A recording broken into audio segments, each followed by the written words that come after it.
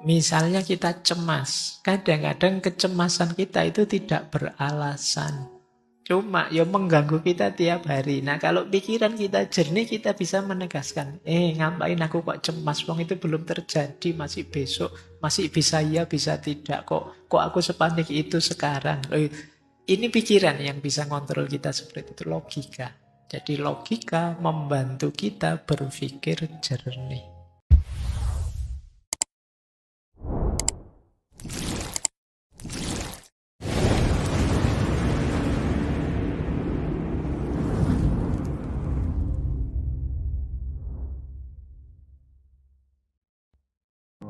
Assalamualaikum warahmatullahi wabarakatuh.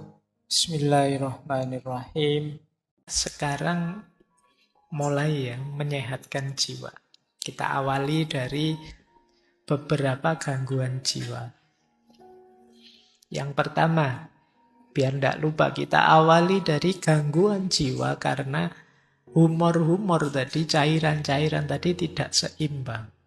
Jangan lupa seorang sanguinis yang tadi dominan darahnya itu kalau ekstrim bisa memunculkan pribadi yang hiperaktif, impulsif, dan mania.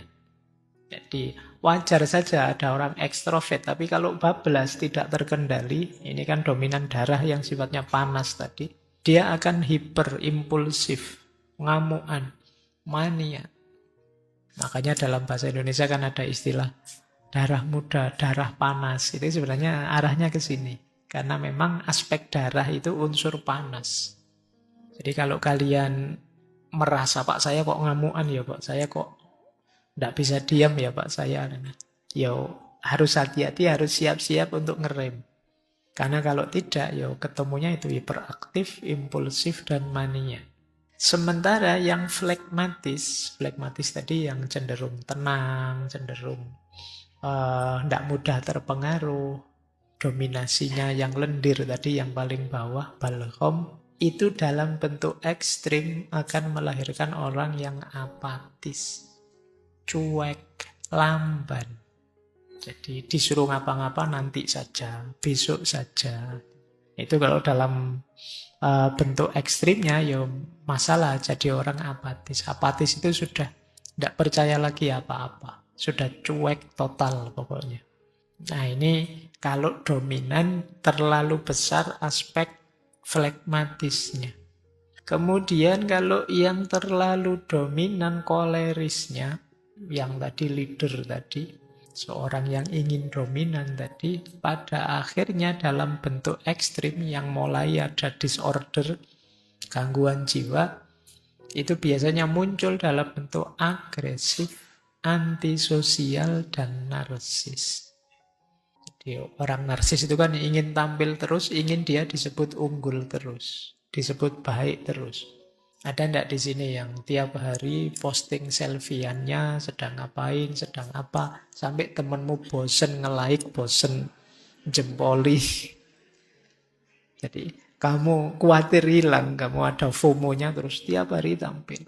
Hati-hati jatuh pada narcissistic disorder. Justru kamu jadinya tidak pernah mati hidup. Kamu hidup mengandalkan pengakuan orang, pujian orang. Ini juga masalah. Makanya hati-hati. Apalagi ada ciri antisosial. Karena tadi orang koleris itu kekurangannya kan sering daya empatiknya rendah. Jadi dia pinginnya maju, pingin sukses. Lupa bahwa orang lain mungkin ada situasi-situasi khusus yang tidak sama dengan dirinya. Kemudian kalau yang melankolis, yang dominasi empedu hitam tadi, bentuk ekstrimnya adalah putus asa, cemas, pesimis, overthinking. Nah, dari gangguan-gangguan ini, semoga teman-teman tidak ada yang merasa ngalami. Kalau ada, ya berarti gangguan jiwa. Ini bentuknya agak ekstrim, tidak apa-apa teman-teman, sekali-sekali kalau memang merasa terganggu dengan ini, datang saja ke psikolog psikiater. Tidak apa-apa, itu bukan aib ya, sama kayak sakit fisik kita nyari dokter ya, sakit mental juga kita cari ahlinya. Kalau memang sedang gelisah. Kalau sarannya Ibnu Sina apa? Kalau penyakit akibat ketidakseimbangan cairan ini, yang pertama perhatikan dietnya. Apa yang harus dimakan, apa yang jangan dimakan. Nanti ada makanan yang sifatnya panas, dingin, lembab, kering. Nah, itu untuk menyeimbangkan tadi yang dominan apa, berarti kurang apa. Ya nanti kapan-kapan kalau ada yang perlu nanti tak kasih apa sih yang kalau dominan sanguinis, flegmatis, koleris, melankolis itu apa yang harus dimakan, dietnya apa. Cuma kalau disampaikan di sini agak bertele-tele karena masih banyak materinya. Kemudian yang kedua, gaya hidup olahraga. Cukup istirahat, cukup. Semoga teman-teman termasuk yang masih sadar olahraga dan sadar istirahat. Kalau olahraga mungkin masih banyak yang suka. Saya olahraga tiap hari Pak, kalau ada siaran langsung sepak bola mesti nonton. Itu namanya bukan olahraga, nonton olahraga. Biasanya yang males olahraga itu kalau ditanya, "Mbok kamu olahraga?" Ya sudah, di kampus itu lantai 4 tiap hari saya naik, saya turun, kan itu olahraganya. Mesti gitu kan. Itu alasannya orang males olahraga itu. Baik, ya kalian tetap harus ada olahraganya, ada istirahat. Istirahat juga penting. Semoga di sini tidak banyak yang suka melekan. Ya begadang itu boleh saja, tapi jangan sering-sering. Kalau bisa ya tidak pakai begadang lah, kalau tidak terpaksa. Ya kalau yang usia-usia kalian biasanya kan begadangnya kalau sekarang ngafe ya, ngopi, atau nonton siaran olahraga, nonton sepak bola gitu ya. Ya enggak apa-apa, cuma jangan sering-sering. Nanti ada efeknya pasti. Gaya hidupmu yang enggak sehat mesti ada efeknya. Kemudian emosi. Kendalikan emosi, stres sekecil apapun bisa mempengaruhi keseimbangan cairan tadi dalam diri kita. Dan yang keempat tentu saja nanti ya kalau memang bermasalah ada obatnya, ada herbalnya, termasuk terapi-terapinya. Kalau memang sudah sakit. Baik, ini yang berhubungan dengan cairan tubuh atau humor. Sekarang kita lebih dalam lagi. Gangguan jiwa jenis kedua. Kalau tadi karena cairan, kalau ini karena masalah mental. Jadi masalah mental itu apa? Ada 3. Cemas, depresi, stres. Kalian mungkin banyak yang, karena saya kapan itu baca berita, tingkat orang yang mengalami gejala kecemasan itu di Indonesia pesat sekali jumlahnya, peningkatannya. Kalian juga kan sering mencurhatkan overthinkingmu dan lain sebagainya. Itu gangguan kecemasan sebenarnya. Solusinya menarik, kata Ibnu Sina, kalau untuk masalah mental yang itu isinya cemas, depresi, stres, lakukan terapi mental juga. Terapi mental itu isinya 3, logika, ilmu, dan filsafat. Nah, ini menarik ya, terapinya malah isinya belajar semua. Wong lagi stres kok disuruh belajar, itu gimana? Maksudnya apa? Yang pertama, logika itu membantu kita berpikir jernih dan rasional. Misalnya kita cemas, kadang-kadang kecemasan kita itu tidak beralasan. Cuma ya mengganggu kita tiap hari. Nah kalau pikiran kita jernih, kita bisa menegaskan, ngapain aku kok cemas, wong itu belum terjadi, masih besok, masih bisa ya, bisa tidak, kok aku sepanik itu sekarang. Ini pikiran yang bisa ngontrol kita seperti itu, logika. Jadi logika membantu kita berpikir jernih. Nah teman-teman boleh mulai latihan logika, ya, latihan berpikir jernih dan rasional. Kemudian yang kedua, ilmu. Kenapa harus ilmu? Ilmu itu membantu kita memahami dunia. Seringkali yang membuat kita stres, depresi, cemas, itu kan situasi-situasi di sekeliling kita yang kita tidak paham. Kemarin, waktu pandemi itu, seluruh dunia belum terlalu paham tentang kerja dan mekanismenya virus COVID-19, semuanya panik. Banyak orang stres, banyak orang depresi. Tapi begitu diteliti kemudian tahu, oh ternyata virusnya ini, cirinya begini, kelemahannya ini. Ini kan ilmu. Begitu ngerti ilmunya kita tenang sudah. Banyak kecemasan-kecemasan kita karena kita belum tahu. Jangankan yang besar-besar, belum tahu yang kecil-kecil saja kan juga. Mungkin yang belum pernah ngaji ke sini misalnya membayangkan nanti ngaji di sana kayak gimana ya. Ada absennya enggak ya? Boleh enggak ya saya? Jadi kan pikiranmu kan macam-macam. Tapi begitu ke sini sekarang kamu ngerti ilmunya. Nanti datang lagi kamu sudah ngatur strategi. Oh situasinya kayak gitu, saya datangnya belakangan saja, nanti duduknya di pojok sana, kamu bisa ngatur. Lebih tenang. Maka kuncinya orang stres yang kedua itu ilmu. Ya tadi kalian misalnya belum ngerti tentang teori-teori carian humor dan lain sebagainya tadi. Sekarang ngerti. Oh saya ini kok marah-marah ini urusan darah ini yang panas ini. Berarti jangan makan ini dulu, jangan ini dulu biar nggak tambah ngamuan. Ini sekarang kita ngerti ilmunya. Yang ketiga filsafat. Apa manfaatnya filsafat? Filsafat itu memberi kita kerangka makna hidup. Menunjukkan kita tujuan ideal hidup.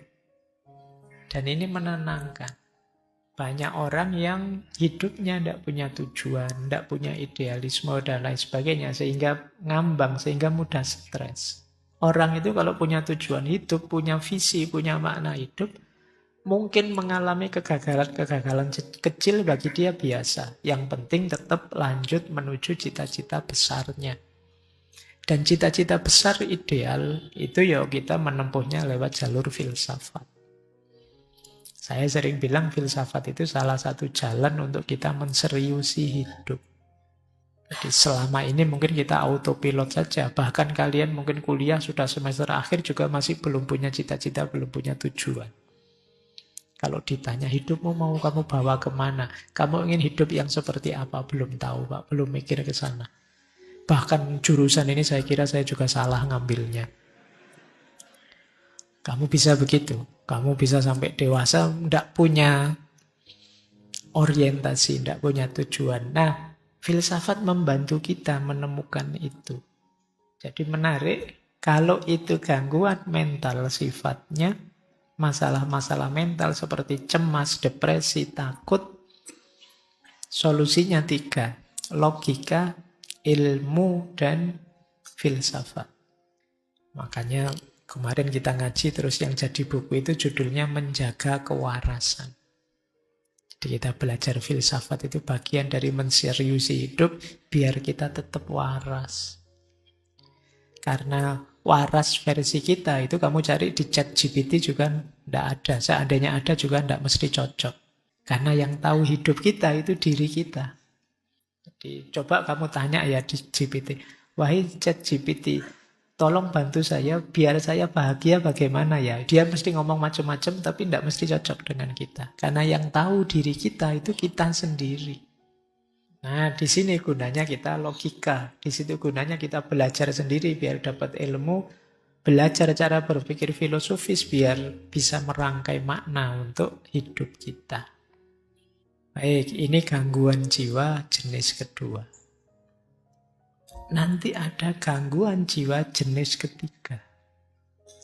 Kalau jenis ketiga ini masalah emosional. Sedih, atau marah, atau takut, ini masalah emosi. Batin yang lelah, ini masalah emosi. Nah, kalau masalah emosi, menurut Ibnu Sina, solusinya adalah terapi emosional.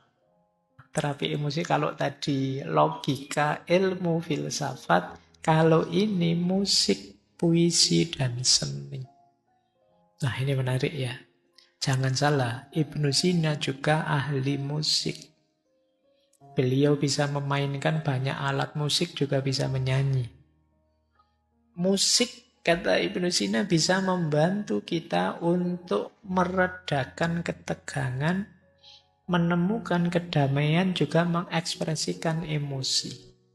Kalau kalian sedang sedih, marah, atau sedang sangat jengkel, itu kan kadang-kadang coba cari alat musik apa, terus kamu main sak kapoke, lampiaskan kamu bisa. Tidak bisa Pak saya main Pak. Yus dimain ke sak senengmu aja kan sudah bisa untuk pelampiasan. Ada gitar nganggur kamu genjreng sak kapoke, sak pedote, senare gitu ya wis puas aku misalnya. Nah ini yang disebut terapi emosional. Nyanyi, karaoke sak keras-kerasnya nyanyilah. Itu bisa meredakan ketegangan dalam batin. Jadi musik bahkan bisa mendamaikan, tenang gitu. Kadang kalian dengerin musik apa itu rasanya sudah lupa dengan masalah-masalah yang tadi menegangkan kita. Jadi musik penting untuk membantu kita tenang. Dia bisa jadi katarsis. Lanjut. Terus puisi dan seni. Puisi bisa membuat kita lebih luas. Dulu mungkin teman-teman masih ingat ya. Kalau tidak salah tokohnya Hasrat Inayat Khan. Kata beliau kalau kata-kata sudah tidak berdaya, maka puisi bisa membantu. Kalau puisi juga masih tidak ngangkat, musik bisa mewakili kita. Musik ya bukan lagunya, bukan syairnya. Kalau syairnya kan cenderung ke puisi, tapi musik itu kan tidak ada kata-katanya dan kepala kita akan menerjemahkan sesuai kondisi kita masing-masing. Ya nanti kalau digabung dengan pandangan sufi yang lain, pada puncaknya sebenarnya katarsis paling hebat adalah kediaman kita, keheningan. Bisa, tapi yang paling tidak kan coba kalau teman-teman sedang sangat marah, sedang sangat sedih, dan belum bisa mengatasi sendiri. Misalnya tadi pikiran yang kita minta untuk mengendalikan sudah tidak berdaya karena saking sedihnya kita. Seni dan musik, juga puisi bisa membantu.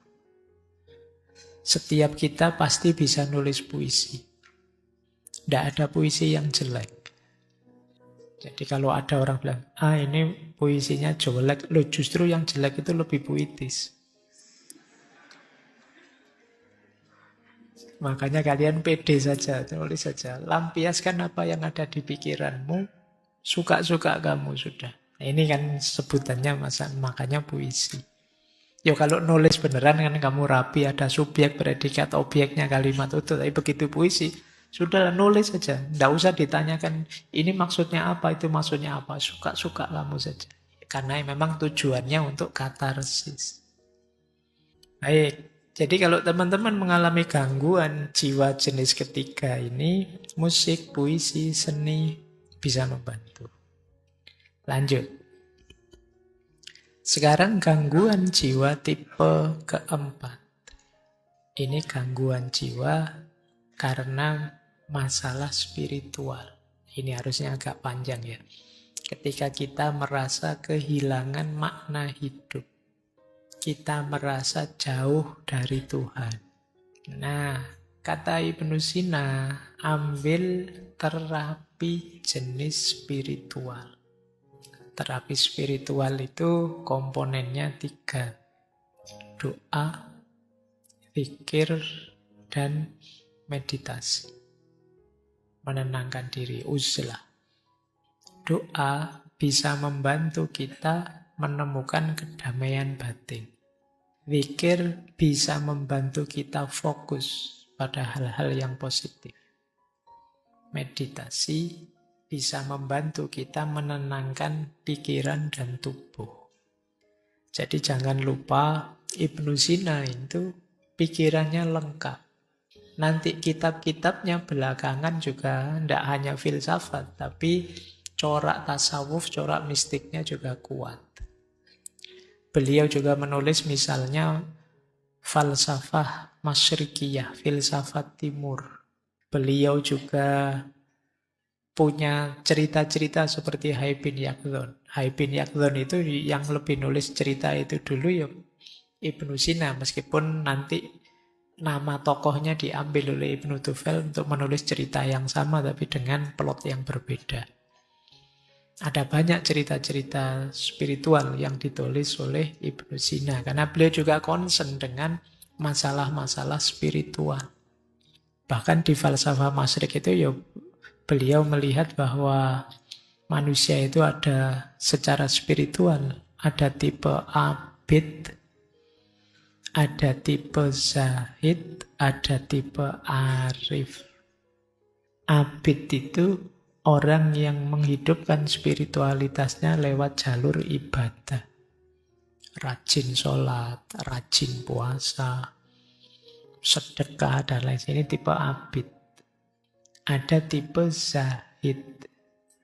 Tipe zahid itu seperti para sufi yang melakukan uzlah, takholak bi ahlakillah, dan lain sebagainya. Ini tipe zahid. Menjauh dari godaan dunia, keramaian dunia, memantapkan diri hanya menuju Allah saja. Ini namanya tipe zahid. Kemudian yang terakhir tipe arif. Tipe arif itu orang yang sudah mengalami pencerahan. Orang yang sudah kasyaf, sudah ma'rifat, sudah ngerti hakikat segala sesuatu. Ini tipe arif. Jadi ada abid, ada zahid, ada arif. Kalau kalian tipe apa? Abid kah? Sholatnya masih bolong-bolong, Pak. Tidak berani bilang abid. Zahid, apalagi, Pak. Arif, sangsoyo. Tapi ini jalur-jalur untuk menghidupkan spiritualitas kita. Nanti orang yang menempuh jalur ini ingin menghidupkan spiritual, namanya adalah murid. Murid itu ya secara letterlek kan orang yang menginginkan. Tentu saja murid nanti dituntun oleh mursyid. Orang yang menuntun, menunjukkan. Jadi baik, masalah spiritual, orang menyebutnya hari ini ada istilah krisis spiritual. Krisis spiritual itu tidak sekedar lupa Tuhan, tapi orang merasa kosong, merasa hampa, hilang makna. Mungkin kalian sering bertanya pada dirimu, hidup kok seperti ini ya? Apa gunanya aku hidup? Apa pentingnya sih aku hadir di dunia ini? Ini krisis-krisis spiritual. Apa makna diriku? Apa makna kehadiranku? Siapa sih aku ini? Aku dulu tidak minta kok dihadirkan sekarang. Kalau kalian lelah dengan hidupmu sampai selevel itu, kalian sedang mengalami krisis spiritual. Kalian merasa tidak bernilai, tidak bermakna. Krisis spiritual itu biasanya diawali dari, tadi sudah sedikit saya sebut, kalian lupa tujuan.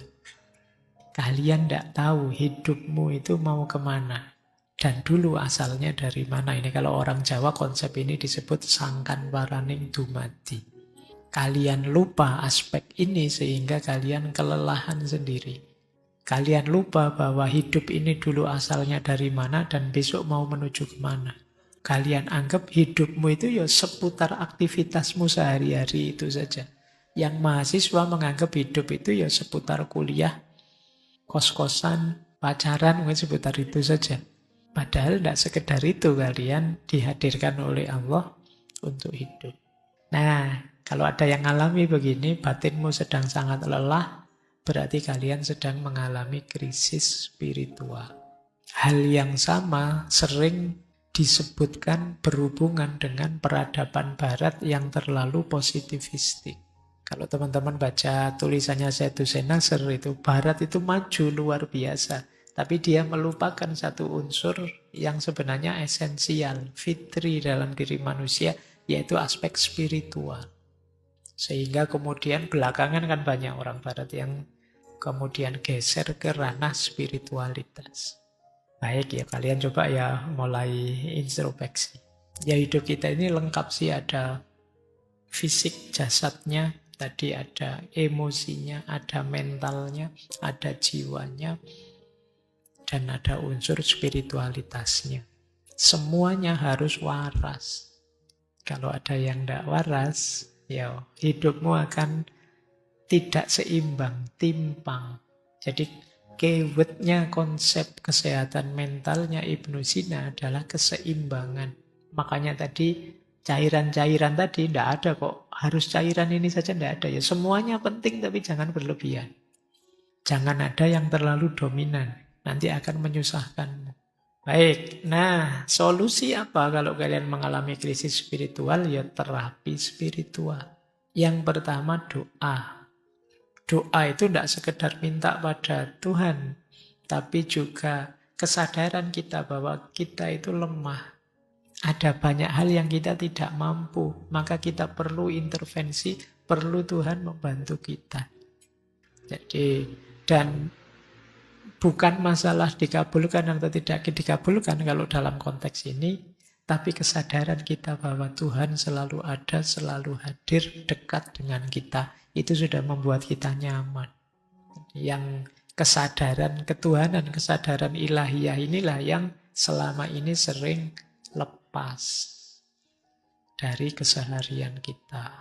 Sekali-sekali kalau teman-teman bisa ya, coba dicek dalam sehari kira-kira berapa menit atau berapa puluh menit, syukur-syukur ada ndak 1 jam teman-teman melakukan aktivitas dengan sadar bahwa Allah sedang mengawasiku, Allah selalu dekat dengan aku. Pernah ndak begitu? Mungkin sedang kuliah sih dengan dosen, saya kuliah kayak gini, ya Allah ngawasi loh ya saya. Nah itu pernah, kesadaran ini kira-kira berapa persen muncul dalam hidup kita? Wong kadang-kadang sholat saja ndak ada kesadaran itu kan juga. Padahal sholat itu momen ketika kita berhadapan-hadapan dengan Allah, tapi kesadaran itu juga tidak muncul.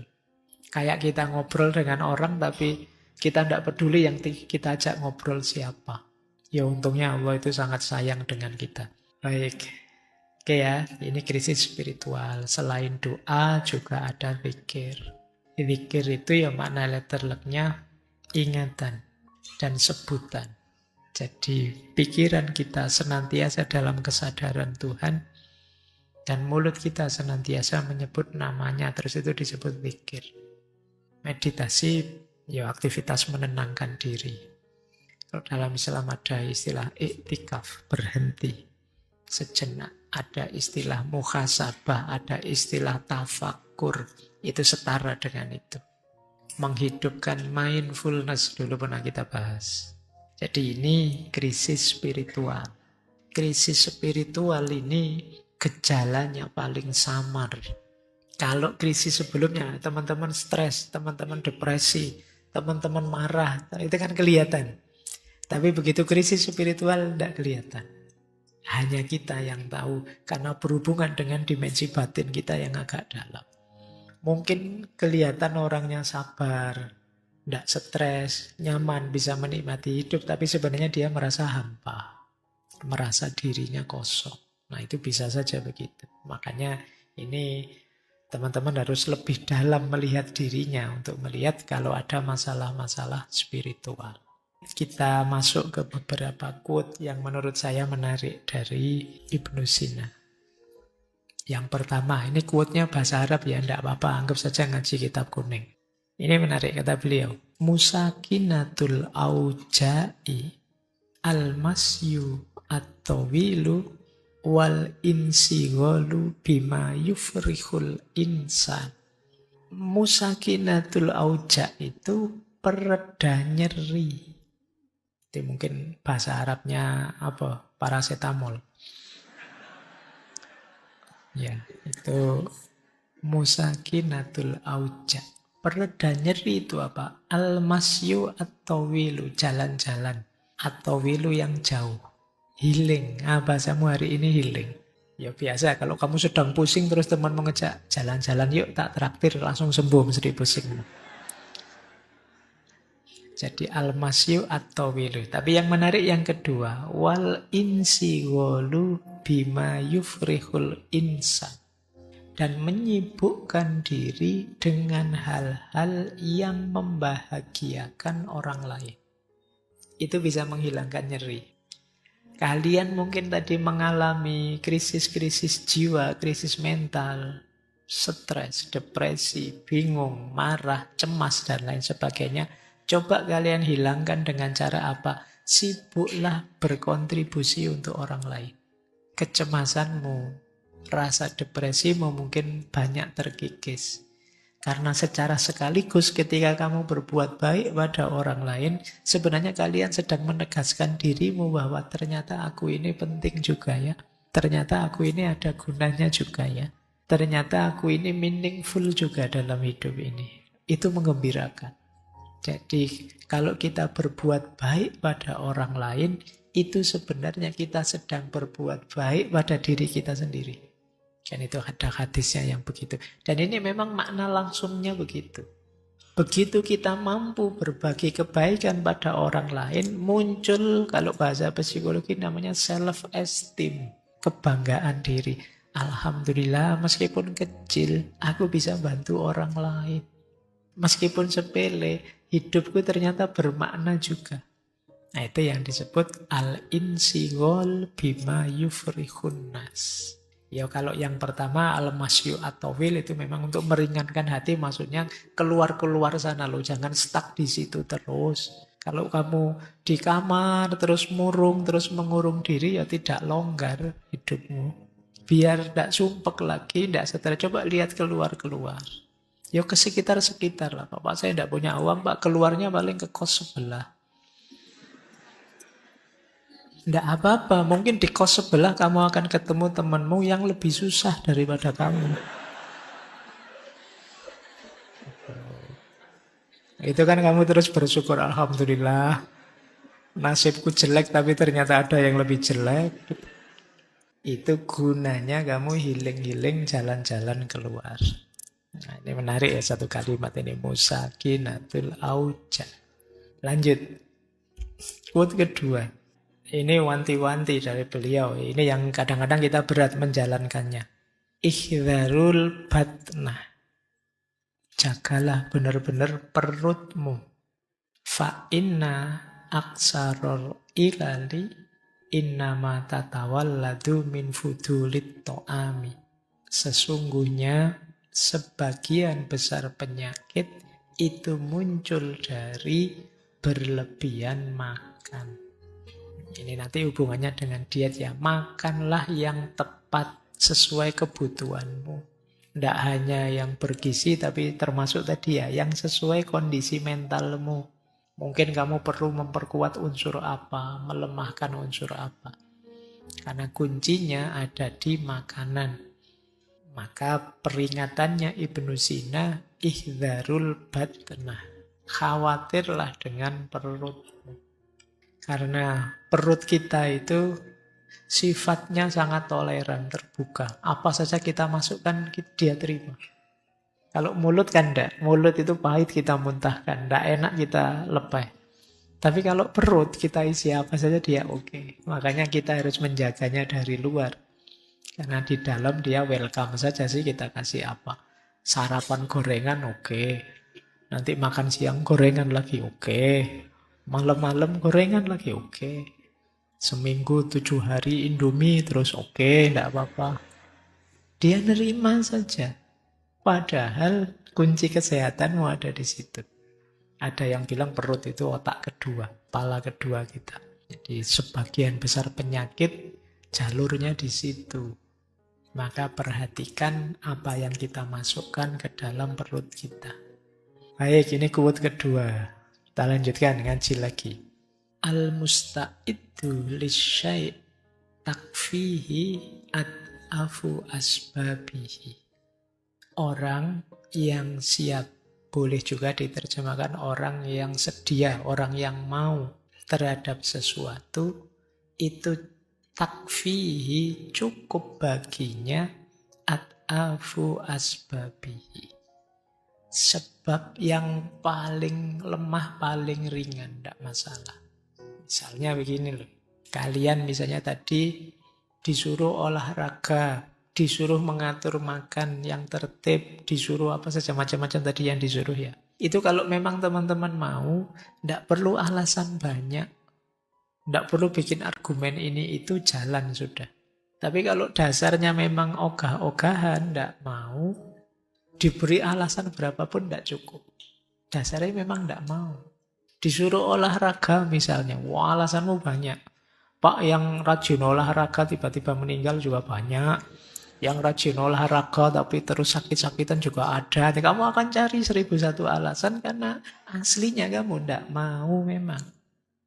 Jadi ini mungkin untuk pelajaran kita ya. Kalau kamu ngajak-ngajak temanmu apa, entah itu untuk kebaikan apa, acara apa, kok dia nyari 1001 alasan untuk tidak ikut dan tidak mau, jangan kamu paksa, itu memang dia tidak mau.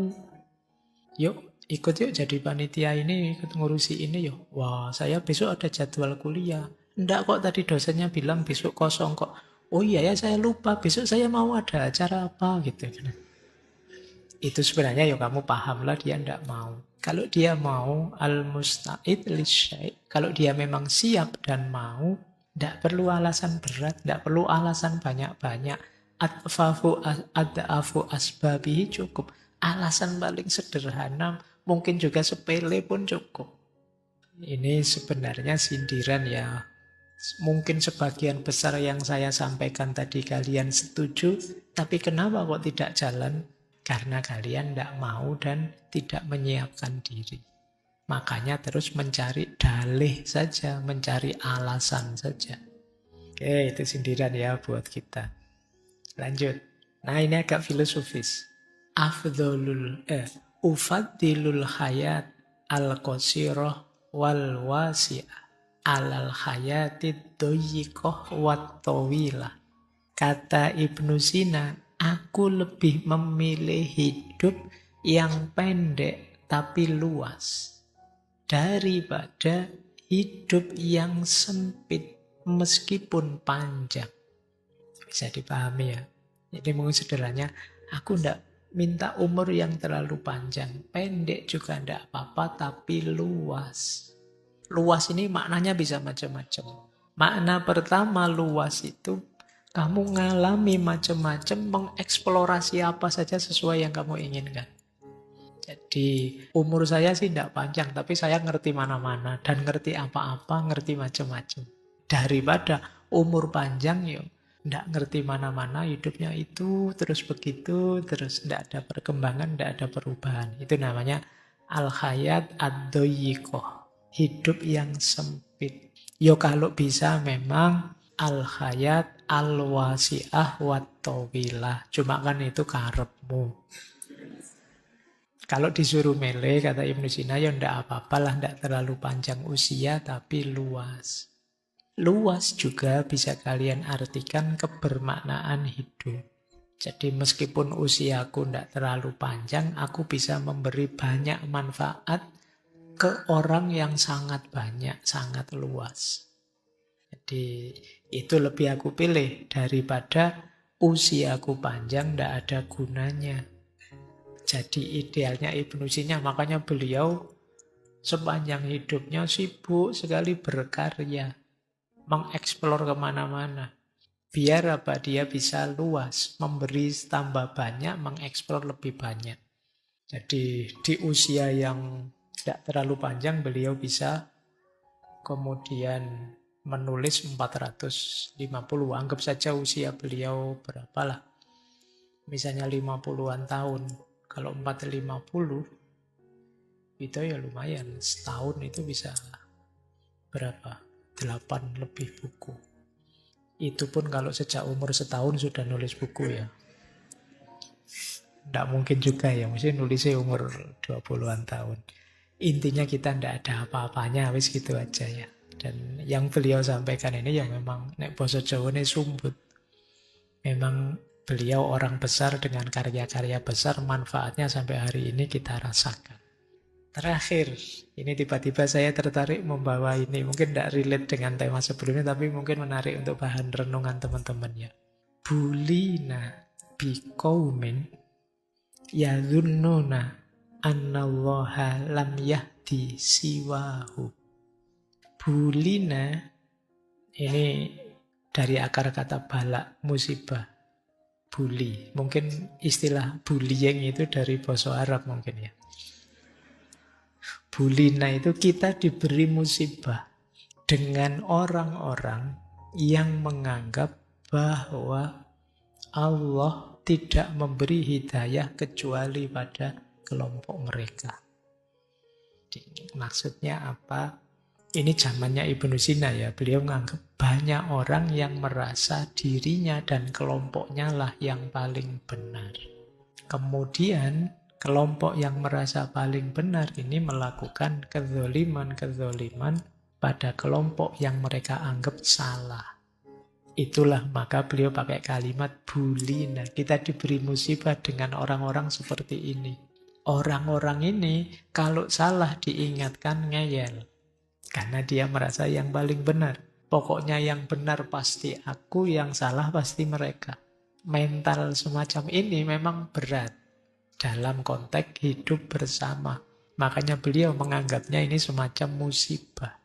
Kita diberi musibah dengan adanya kaum yang anggap bahwa Allah itu hanya memberi hidayah mereka saja. Padahal Allah itu yang Rahman Rahim pasti akan memberi petunjuk, memberi hidayah siapa saja. Tapi mereka menganggap yang diberi hidayah oleh Allah itu hanya mereka saja. Cuma ini zamannya Ibnu Sina ya. Zaman sekarang mungkin tidak ada. Tidak ada bedanya. Baik. Ya ini tiba-tiba saya lihat quote ini kok menarik, saya bawa. Untuk bahan renungannya teman-teman. Tidak untuk nembak orang lain ya. Untuk introspeksi kita. Jangan-jangan kita orang itu. Jangan-jangan musibah itu kita. Betapa ruginya kalau kita hidup sekali ternyata jadi musibah bagi orang lain. Dengan karakter ngeyel kita, merasa benar sendiri kita. Baik, saya kira itu ya untuk malam hari ini. Saya tidak berani memanjang-manjangkan lagi, khawatir teman-teman kena gangguan jiwa nanti. Semoga pulang dari sini tetap sehat ya, lahir dan batin.